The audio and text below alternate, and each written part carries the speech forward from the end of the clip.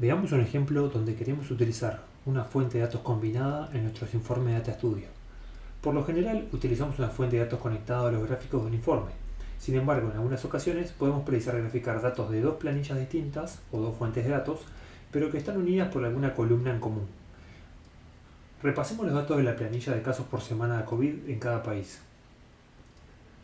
¿Cómo podríamos incorporar datos relevantes a este informe, pero desde otra fuente? Por ejemplo, podríamos pensar en el promedio de casos de todos los países para cada semana.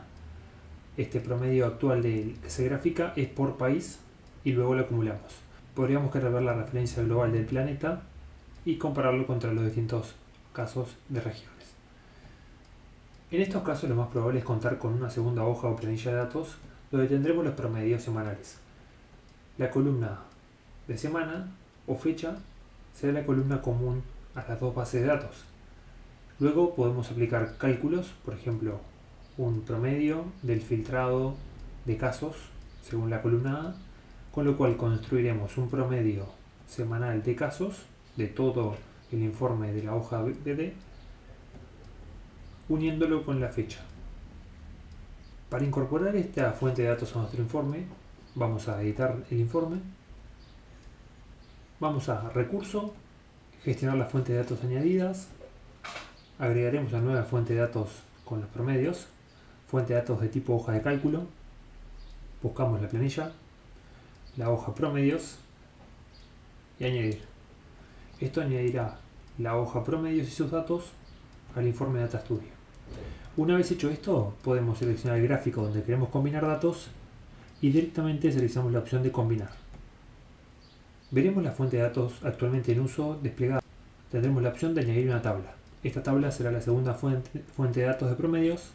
Al seleccionarla, si contamos con columnas del mismo tipo, en este caso fecha, y mismo nombre, Data Studio sugerirá la tecla de unión o key de unión para las dos bases de datos. Entonces seleccionaremos como tecla de unión daterep y luego en dimensiones añadiremos los datos que queremos desplegar.